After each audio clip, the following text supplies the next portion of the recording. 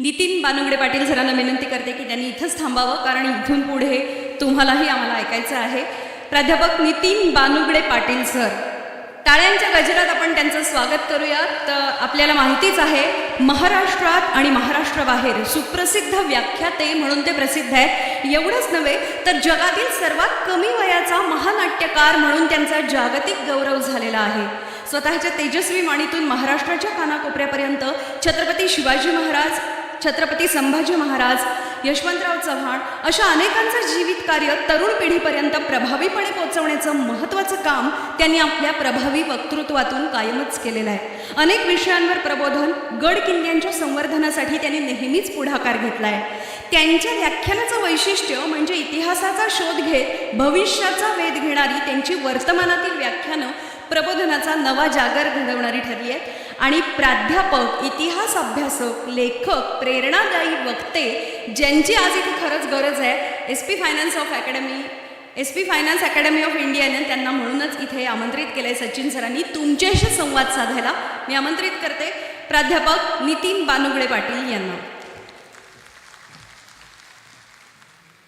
शेकडो घडलेत, हजारो घडतायत आणि लाखो घडवायचे. या उद्दिष्टानं एस पी फायनान्स अकॅडमी यांनी आयोजित केलेला आजचा हा कार्यक्रम सर्वसामान्य माणसांच्या जीवनामध्ये नवी सकाळ रोजच आली पाहिजे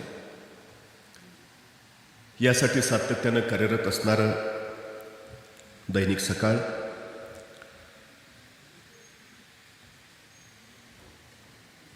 आणि सकाळी सकाळी या सोहळ्यासाठी उपस्थित असलेले आपण सर्व.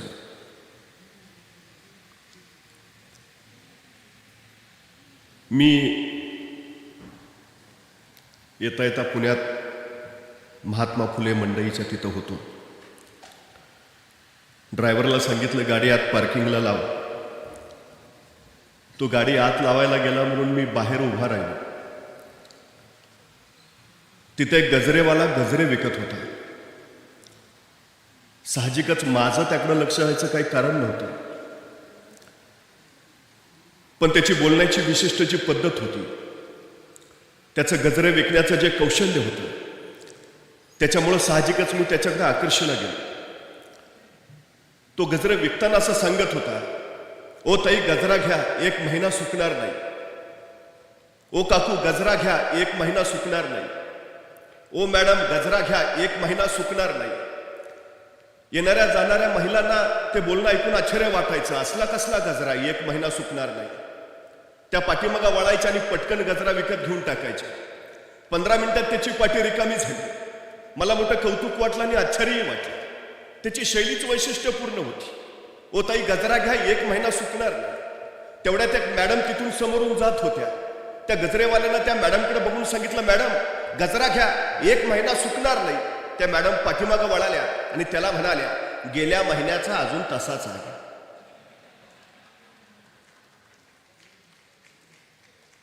मला प्रश्न पडला, शिक्षण न घेतलेला तो गजरेवाला त्याचं कौशल्य महत्वाचं की शिक्षण घेऊन त्याच्या कौशल्यावर मात करणाऱ्या त्या मॅडमचं ज्ञान महत्वाचं?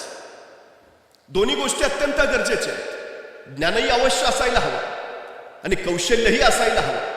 क्षमता प्रत्येक माणसामध्ये असतेच, बुद्धी प्रत्येकाला दिलेली आहेच. फक्त त्याचा प्रत्येकजण कसा वापर करतो याच्यावर त्याचं यश अवलंबून असतं. ही सगळ्यात महत्वाची गोष्ट आहे. मुळामध्ये आपल्यात काय आहे याची ओळख होणं हेच यशाकडं जाणारं पहिलं आपलं पाऊल ठरतं. दुर्दैवानं आपल्यातल्या बऱ्याच लोकांना आपल्यात नेमकं काय आहे याचाच शोध अखेरपर्यंत लागत नाही. त्यामुळे ती माणसं यशस्वी होत नाहीत. ही सगळ्यात महत्वाची गोष्ट आहे. मी अभिनंदन करतो सकाळचं, मी अभिनंदन करतो एस पी अकॅडमीचं की माणसांमध्ये जे आहे त्याचा शोध घ्यावा, त्यांना एक दिशा द्यावी आणि त्यांना मार्गरत करावं आणि यशस्वी बनवावं या हेतूनं हा सगळा उपक्रम ते इथं आयोजित करतायत. ही सगळ्यात महत्वाची गोष्ट आहे. खरं तर आम्ही लहानपणापासून सातत्यानं शिकणं या गोष्टीला अपार महत्व देतो आणि ते महत्वाचंच आहे. खरं तर शिक्षण ही महत्वाची गोष्ट आहे, पण कुठलीच महत्वाची गोष्ट शिकता येत नाही ही सगळ्यात मोठी वस्तुस्थिती आहे. माणूस जर शहाणा होत असेल तर तो पुस्तकाच्या पानावरच्या ज्ञानापेक्षा अनुभवानं सगळ्यात जास्त शहाणा होतो, ही सगळ्यात मोठी वस्तुस्थिती आहे. त्यामुळे जीवनाच्या प्रांगणामध्ये ज्यावेळी तुम्ही पाऊल टाकता, चालत चालत राहता, टक्केटोणपे अनुभवता, संकटांचा मुकाबला करता, आव्हानांना सामोरे जाता, त्यावेळी तुम्ही जे अनुभव समृद्ध होता, ती अनुभव समृद्धता खऱ्या अर्थानं तुम्हाला शहाणी करत असते, ही सगळ्यात मोठी वस्तुस्थिती आहे. त्यामुळे खरं तर या शहाण्या होण्याच्या प्रक्रियेतला हा एक टप्पा आहे असं मानायला आपण काही हरकत नाही. मुळामध्ये सगळ्यांचं अंतिम ध्येय काय? एक प्रश्न त्याहीपेक्षा महत्वाचा आहे. मुळात प्रत्येकानं आपापलं ध्येय ठरवलं आहे काय, या प्रश्नापासून आपल्याला सुरुवात करावी लागते. बघतो जमलं तर, करतो बघून, पाहतो काय होतंय का, अशा प्रश्नांच्या मालिकेत जी माणसं सातत्यानं अडकत राहतात ती माणसं आयुष्यात काहीही करू शकत नाहीत. ही सगळ्यात महत्वाची गोष्ट आहे. कुठं जायचं आहे ते पक्क ठरवता आलं पाहिजे. एकदा ते ठरलं की मग मार्ग निवडता येतो. मार्ग निवडता आला की त्या मार्गावरच्या अडचणी शोधता येतात. अडचणी शोधता आल्या की त्याच्यावर कशी मात करायची हे ठरवता येतं आणि त्याच्यासाठी जे जे गरजेचं आहे ते मग मिळवता येतं. ही सगळ्यात महत्वाची गोष्ट आहे. अनेकांना असं वाटतं की माझा मार्ग खडतर नको, तो सुलभ असायला हवा. अनेकांना असं वाटतं की माझ्या वाटेत संकट यायलाच नकोत. अनेकांना असं वाटतं की मी राजासारखं जगायला हवं. पण सगळ्यात महत्वाची गोष्ट अशी आहे की राजासारखं जगायचं असेल तर पहिल्यांदा राजासारखं वागायला शिकलं पाहिजे. हा सगळ्यात महत्वाचा पैलू आम्ही विसरतो. राजा म्हणून कसं वागायचं याचे आडाखे ज्यावेळी तुम्ही बांधायला जातात त्यावेळी मग या सगळ्या गोष्टी तुमच्या समोर येतात. ही सगळ्यात महत्वाची गोष्ट आहे. अनेकांना अनेक अनुभव येतात. खरं तर मी वारंवार असं सांगत राहतो की अलीकडचा सध्याचा काळ जर आम्ही पाहिला, सगळ्यांचं अंतिम ध्येय काय? पूर्वी ध्येय वेगवेगळी होती, आता ध्येय मर्यादित झाले. साधारणपणे काय अपेक्षित आहे? मला पैसा हवाय का? मला पैशाने सारं मिळवता येतं. मला जे हवंय ते मला कमावता येईल. माझ्याकडे फक्त पैसा हवा. म्हणजे माणसाच्या खिशात अर्थ आला की त्याच्या जगण्याला अर्थ येतो. हा साधा सरळ सुविचार आम्ही आमच्या मेंदूवर पूर्णपणे कोरून ठेवला. मग सगळ्यात महत्वाचा प्रश्न तिथून सुरू होतो की पैसा कमावणं आणि पैसा बनवणं यातला मूलभूत फरक तरी आमच्या लक्षात आलाय का? जो पैसा कमावतो तो पैसा गमावतोही, पण जो पैसा बनवतो त्याला गमावण्याची भीती नसते. ही सगळ्यात महत्वाची गोष्ट आहे. त्यामुळे आम्ही नेमकं कुठल्या मार्गाने जाणार आहोत याचाही विचार आम्ही प्रामुख्यानं करायला हवा.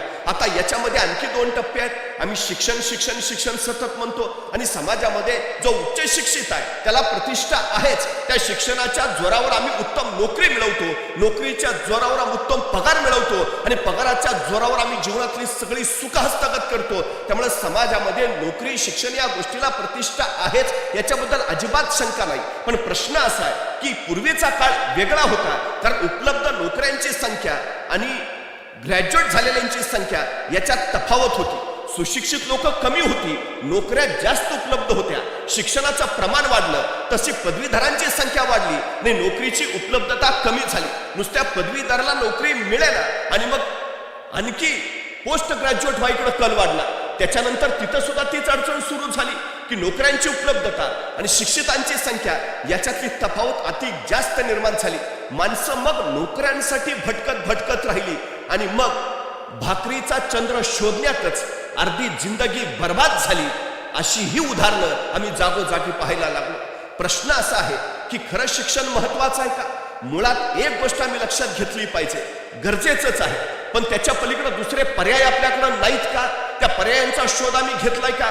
नोकरी मिळाली नाही, आता आयुष्याचं काही खरं नाही, आम्ही सरळ सरळ निराश होऊन जातो. पण एक गोष्ट कायम लक्षात ठेवा, ज्यावेळी आपल्यासाठी एक दरवाजा बंद होतो त्यावेळी नियती आपल्यासाठी इतर 10 दरवाजे उघडून ठेवत असते. पण दुर्दैवानं त्या बंद झालेल्या दरवाजावरच आम्ही धडका मारत राहतो, डोकं फोडून घेतो, पण इतर 10 दरवाजे उघडे आहेत त्याचा शोध घेणंच मुळात नाकारतो. ही आमची सगळ्यात मोठी शोकांतिका आहे. आम्ही शोध घेतले पाहिजेत, हा सगळ्यात महत्वाचा विषय आहे. एक प्राचीन मंदिर होतं, देशोदेशीचे भक्तगण तिथं यायचे आणि त्या मंदिराचे ट्रस्टी बदलले. ट्रस्टी बदलल्यावर त्यांनी नवीन नियम काढला की मंदिरात काम करणाऱ्या प्रत्येकाला इंग्रजी हे आलंच पाहिजे, इंग्रजी कंपल्सरी. आता त्या मंदिरात अनेक लोक काम करत होते, इंग्रजी येत होतं असं नाही. ज्यांना इंग्रजी येत नव्हतं त्यांना त्यांनी इंग्रजी शिकण्यासाठी प्रवृत्त केलं. काही लोकांना शिकून इंग्रजी आलं, पण त्याच मंदिरात गेली 30 वर्ष एक घंटा वाजवणारा माणूस होता, ज्याचं काम फक्त घंटा वाजवायची एवढंच होतं. त्यालाही सांगितलं तुला इंग्रजी आलं पाहिजे. 55 वर्ष वयाच्या त्या गृहस्थानं विचारलं, माझं काम घंटा वाजवण्याचं आहे, मला इंग्रजी येऊन काय उपयोग, मला घंटा कुठे इंग्रजीतनं वाजवायचे, नाही आलं तरी चालेल की. ट्रस्टीने सांगितलं नाही, नियम म्हणजे नियम, तुला जर नोकरी टिकवायची असेल तर तुला इंग्रजी आलंच पाहिजे. 55 वर्षाच्या त्या गृहस्थानं त्या वयात शिकण्याचा प्रयत्न केला, पण दुर्दैवानं त्याला ते जमलं नाही. अखेर नाईलाजानं त्याला ती घंटा वाजवण्याची नोकरी सोडावी लागली. आता नोकरी सुटली, करावं काय? तो रडत बसला, हताश झाला, आत्महत्येचा मार्ग त्याने पत्करला नाही. त्याने विचार केला, जगायला तर हवं, न रडता लढायला तर हवं. काय करता येईल, मला संधी आजूबाजूला आहेत का? आणि त्याच्या लक्षात आलं, मंदिर प्राचीन आहे, गावोगावीचे देशोदेशीचे भक्त येतात, गर्दी प्रचंड आहे, पण या मंदिराच्या आवारात जर कुणाला चहा प्यावासा वाटला तर तिथं एकही चहाचं दुकान नाही. जगण्यासाठी, पोटाची खळगी भरण्यासाठी त्यांनी मंदिराच्या बाहेरच्या आवारात एक छोटी चहाची टपरी टाकली. आणि बघता बघता तिथं दुसरी चहाची टपरी नव्हती, उपलब्धताच नव्हती ना, आपोआप त्याचं चहाचं दुकान उत्तम चालायला लागलं. कौशल्य होतच, चवही दिली. बघता बघता त्याचा धंदा आणखी जोरात वाढला. काही दिवसातच त्या छोट्या टपरीचं रूपांतर त्याने एका मध्यम हॉटेलमध्ये केलं. तिथंही बरकत आली. बघता बघता त्यांनी मोठं हॉटेल बांधलं, आणखी पैसा येत राहिला. बघता बघता त्यांनी 3 स्टार हॉटेल तयार केलं, तेही अफाट चाललं. 5 स्टार हॉटेल त्यांनी बांधलं. त्याच्या त्या 5 स्टार हॉटेलमध्ये देशो विदेशाची लोक यायला लागली, राहायला लागली. तिथलं व्यवस्थापन, तिथलं नियोजन बघून भारावून जायला लागली. असंच एक अमेरिकेचं शिष्टमंडळ त्याच्या त्या 5 स्टार हॉटेलमध्ये मुक्कामाला होतं. तिथलं व्यवस्थापन, नियोजन बघितलं आणि त्या शिष्टमंडळाने इच्छा व्यक्त केली, या हॉटेलच्या मालकाला आम्हाला भेटायचं आहे.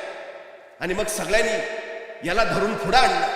ते अमेरिकन लोक इंग्रजीतनं बोलतायत, हा पट्ट्या फक्त मान हलवतोय, संवादच काय होईना. आणि मग शेवटी जो तिथे एक जण होता त्याला कळून चुकलं, भाषेची अडचण आहे, इंग्रजी येत नसल्यामुळे हा संवाद होत नाही. त्यांनी हळूच त्याला विचारलं, काय हो, एवढ्या 5 स्टार हॉटेलचे आपण मालक आणि तुम्हाला इंग्रजी येत नाही, तुम्ही इंग्रजी शिकला नाही? तसा तो माणूस म्हटला, इंग्रजी शिकलो असतो तर अजून मंदिरात घंटाच वाजवत बसलो असतो.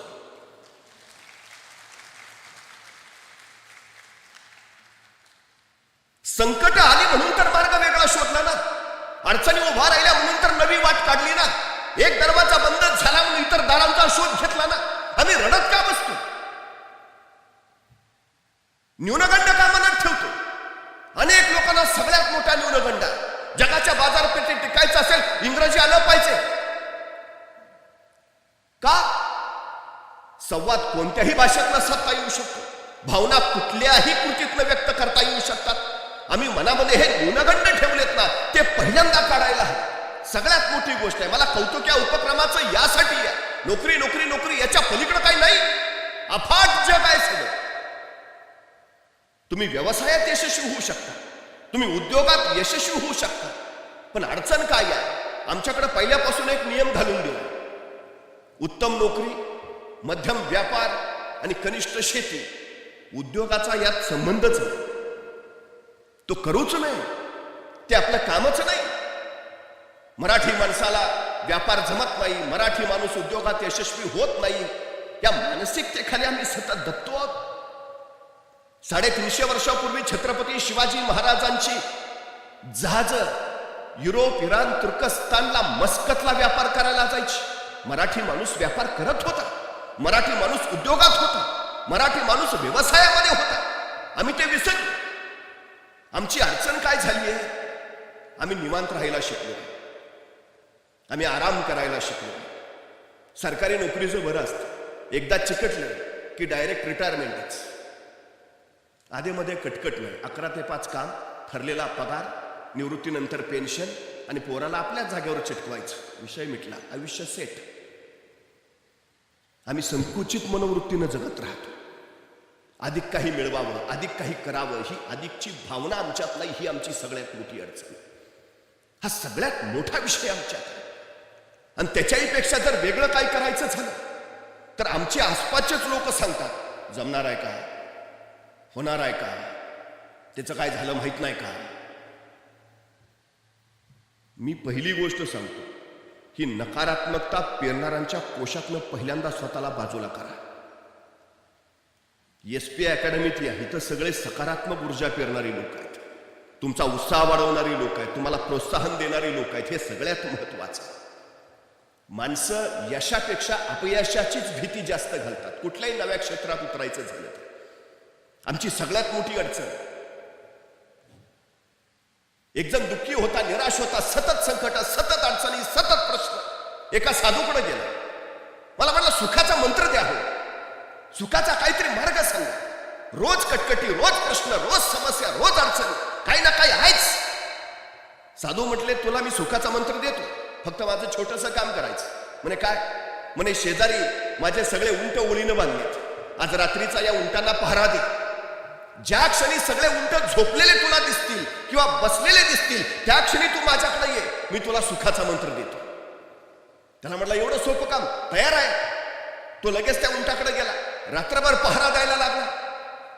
त्याला वाटलं की काही काही लोक 10ला झोपतात, काही 11ला, काही 12ला, पण 1 वाजेपर्यंत सगळे गाढ होतीलच ना. तास 2 तास थांबावं लागेल. पण 9 वाजले, 10 वाजले, 11 वाजले, 12 वाजले, उंट जागेच. नंतर त्याच्या असं लक्षात आलं, एक बसला की दुसरा उठून उभा राहायचा.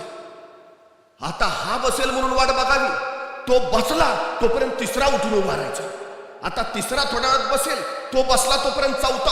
अख्खी रात्र त्यातच गेली. सकाळी साधू त्याच्याकडे गेला, काय रे तू आला नाही सुखाचा मंत्र मागायला? अहो म्हटला तुम्ही काय सांगितलेलं, ज्या क्षणी हे सगळे उंट एका वेळी बसतील किंवा झोपतील त्यावेळी माझ्याकडे ये. रात्रभर थकून गेलो, टक्का जागा आहे, अशी वेळच आली नाही की ज्या क्षणी सगळे उंट बसलेत किंवा झोपलेत, एक बसला की दुसरा उठतोच. साधूंनी सांगितलं बाळा आयुष्याचं नेमकं असंच आहे. एक संकट संपलं की दुसरं आपोआप उठून उभा राहत असतं. ही मालिका अखंडपणे चालू असते.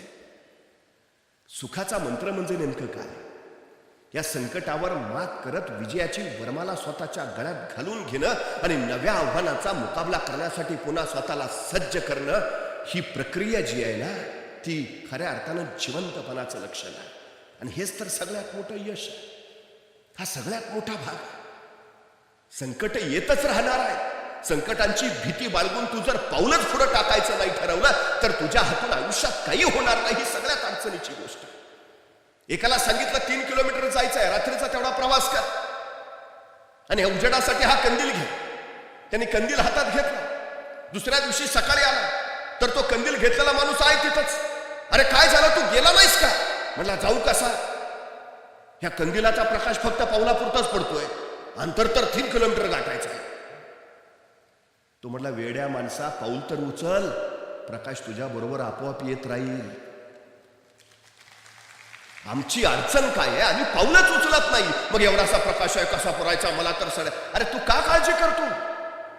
प्रश्न साधे साधे असतात, आम्ही त्यात स्वतःला इतकं अडकून ठेवतो. समस्या छोटी का मोठी हे समस्या ठरवत नाही, ते आपण ठरवत असतो.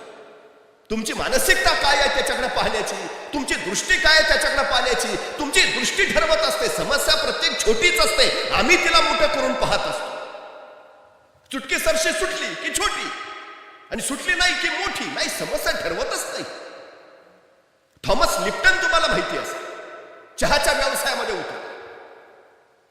धंद्यात प्रचंड नुकसान झालं, पण त्यांनी ठरवलं उतरलोय ना, सोडणार नाही.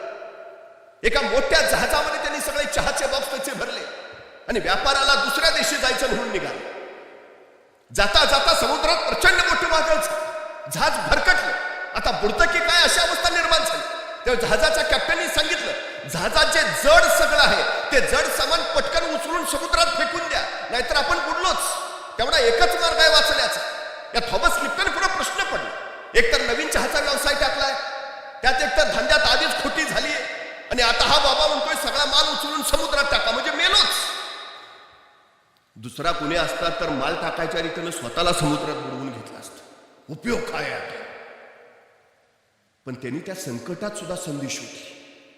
बॉक्स फेकावेच लागणार आहे जीव वाचवायचा असेल, पण त्या चहाच्या बॉक्सवर, प्रत्येक बॉक्सवर तिनं लिप्टनचा चहा प्या, ताजा लिप्टनचा चहा प्या असं लिहायचं आणि तो बॉक्स समुद्रात टाकायचा.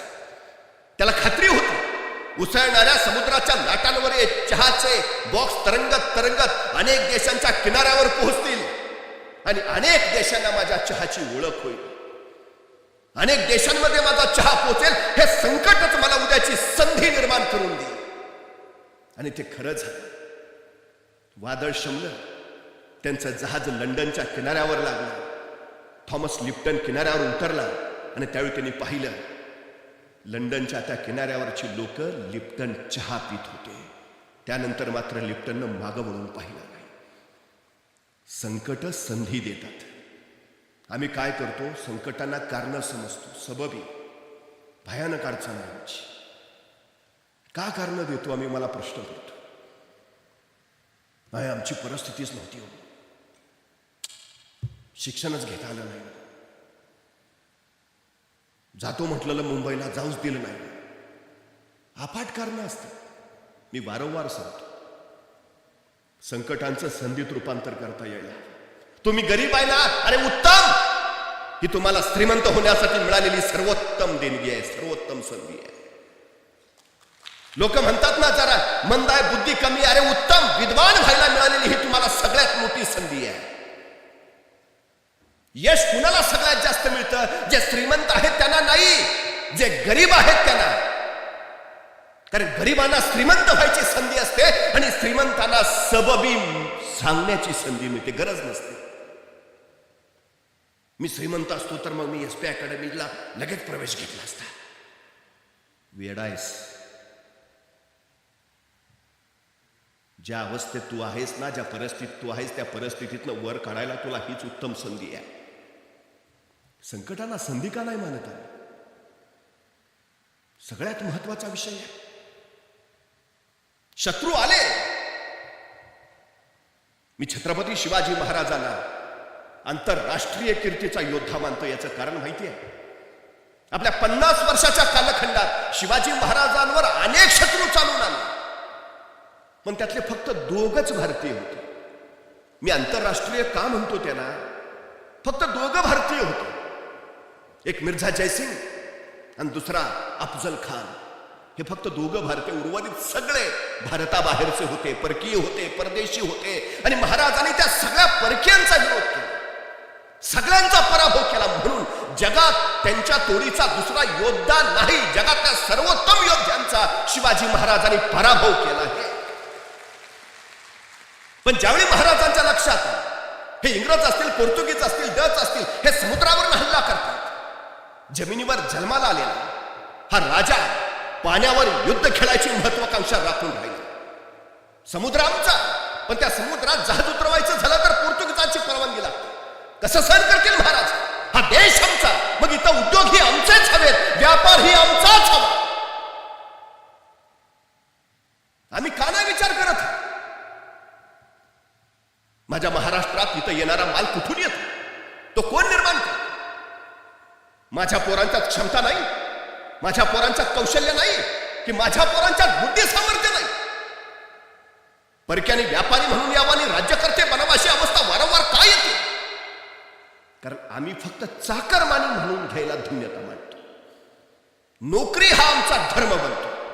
स्वतंत्र काही करावं, नवं काही निर्माण करावं ही जाणीव आमच्यात निर्माण होत नाही. याचा फायदा इतर घेतात, ही सगळ्यात मोठी गोष्ट. रिकाम्या जागा आहेत म्हणून ते येतात. त्या रिकाम्या जागा जर आम्ही भरून टाकल्या तर अडचण काय? समुद्रावर युद्धाची ज्यावेळी वेळ आली त्यावेळी महाराजांनी स्वतःचा आरमार बनवला. कधी भारतीय नौदलात गेला तर नौदलाच्या प्रवेशद्वारावरच लिहिलंय भारतीय आरमाराचे जनक छत्रपती शिवाजी महाराज. जहाज ती कुठून आणणार? इंग्रजांकडनं विकत घ्यावी लागली. पण इंग्रजांनी उद्या ती देणं बंद केलं तर? जी माणसं स्वतःच्या पायावर उभा असतात त्यांना कोसळण्याचा धोका नसतो. जी माणसं दुसऱ्याच्या खांद्यावर उभा असतात त्यांना सगळ्यात जास्त ढासळण्याचा धोका असतो. उभा राहायचा आहे ना तर स्वतःच्या पायावर उभा राहा. नोकरी करतो, उद्या काढून टाकलं तर? परवा कोरोना सारखी आणखी परिस्थिती आली तर? नोकरी करणं म्हणजे दुसऱ्याच्या पायावर उभा राहणं, स्वतःच्या नव्हे. स्वतःच्या पायावर उभा राहायचं असेल तर स्वतःचा उद्योग करावाच लागेल. स्वतः व्यवसायात स्वतः उतरावं लागेल. हे सगळ्यात महत्वाचं. महाराजांनी तेच ओळखलं. कल्याणला जहाज बांधायचा स्वतःचा कारखाना काढला. मराठ्यांची जहाज दर्यात फिरू लागली. पण अडचणी आल्या. अवजड तोफा घेऊन ज्यावेळी जहाज समुद्रात जायची, त्या जहाजाच्या वर त्या तोफा ठेवलेल्या असायच्या आणि त्या तोफांच्या ओझ्याने जहाज डचमळायचं. तोफेचा गोळा पुढे सुटला की दाब मागा पडायचा, जहाज पाण्यात बुडायचं. सबब नेम चुकायचं. महाराजांनी विचार केला, काहीतरी केलं पाहिजे. समुद्रातलं, जहाजातलं, आरमारातलं काही ज्ञान नाही, तरीही महाराज विचार करतायत, काही केलं पाहिजे. आणि महाराजांनी एके दिवशी विचार केला. विचार करून महाराज कल्याणच्या कारखान्यात गेले. तिथल्या कामगारांना जवळ बोलावलं आणि सांगितलं, मी सांगतो तसं जहाज तयार करा, मी सांगतो तसं. आणि महाराजांनी सांगितलं असं असं असं, आणि तसं तसं जहाज तयार केलं. तत्कालीन काळात पाण्यात अत्यंत जलद गतीनं पडणार, किती ओझं ठेवलं तरी पाण्यात न डचमळणार, तोफेचा गोळा पुढे सुटला, दाब मागा पडला तरी पाण्यात न बुडणार, असं विलक्षण जहाज महाराजांनी निर्माण केलं. महाराजांनी या जहाजाचं नाव ठेवलं संगमिरी. ज्या इंग्रजांकडनं जहाज विकत घ्यावी